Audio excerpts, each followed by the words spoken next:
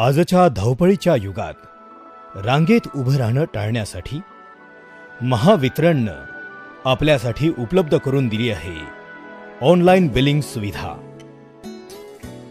यासाठी आपण सर्वप्रथम आपल्या कम्प्युटरच्या ब्राउझरमधून महावितरणचे mahadiscom.in या संकेतस्थळावर जा।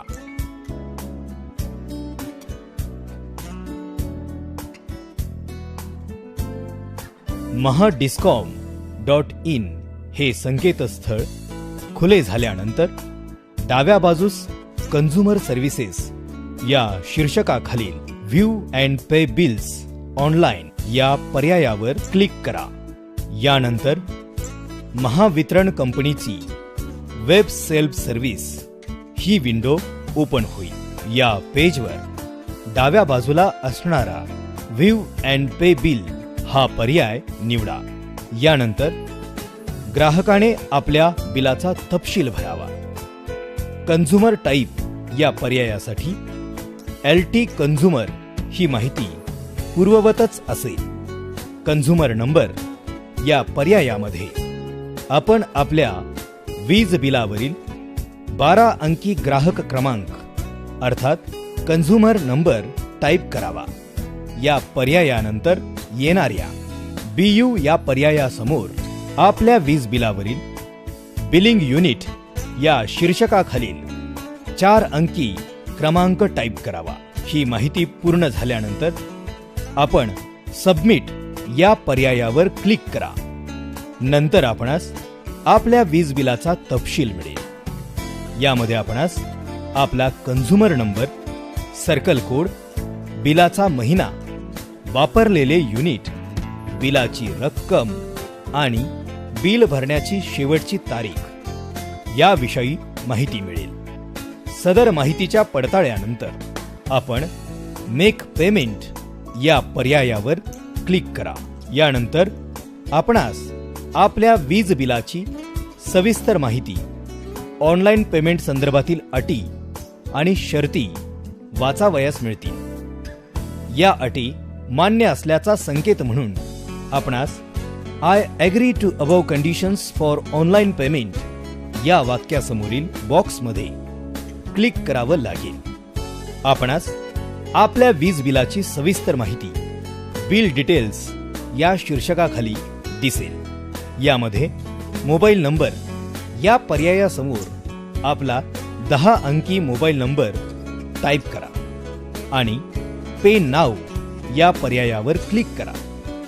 यानंतर आलेल्या मेसेज फ्रॉम वेब पेज या चौकटीतील ओके या पर्यायावर क्लिक करा। लगेचच खुल्या झालेल्या विंडोमधील आपणास ऑनलाईन पेमेंटसाठीचे पर्याय उपलब्ध असतील। Internet banking, credit card, debit card, mobile wallet किंवा कॅश कार्ड हे पर्याय आपणास उपलब्ध असतील। यापैकी उदाहरणादाखल डेबिट कार्डवरून पेमेंट कसे करू शकतो हे आपण पाहूया। डेबिट कार्ड या पर्यायावरती क्लिक करा। यानंतर आपल्याकडे उपलब्ध असलेल्या डेबिट कार्डचा प्रकार आपण निवडा। आलेल्या शर्तींना ओके या पर्यायासमोर क्लिक करून संमती दर्शवा आणि पे नाऊ या पर्यायासमोर क्लिक करा। यानंतर आपली ऑनलाईन पेमेंट प्रक्रिया सुरू असल्याची सूचना येईल। यावेळी आपण पेज रिफ्रेश किंवा बॅक हा पर्याय वापरू नये। नंतर आलेल्या पेजवर आपल्याला आपल्या वीज बिलाची रक्कम दिसेल। कार्ड नंबर या पर्यायाच्या खालील चौकटीमध्ये आपण आपला 16 अंकी कार्ड नंबर लिहावा। एक्सपायरेशन डेट या पर्यायासमोर आपल्या डेबिट कार्डवरील महिना, वर्ष आणि डेबिट कार्डच्या पाठीमागील बाजूस असणारा 3 अंकी CVV हा क्रमांक टाईप करावा। यानंतर आलेल्या कार्ड होल्डर्स नेम या पर्यायाखालील चौकटीमध्ये आपल्या डेबिट कार्डवरील आपले नाव लिहावे। सर्व माहितीच्या पूर्ततेनंतर मेक पेमेंट या पर्यायावर क्लिक करावे। नंतर आपल्या पेमेंटची प्रक्रिया सुरू आहे असा संदेश येईल। यावेळी रिफ्रेश किंवा बॅक हा पर्याय आपण निवडू नये। यानंतर येणाऱ्या विंडोमध्ये आपल्या मोबाईलवर संदेशाद्वारे आलेला OTP क्रमांक टाईप करावा।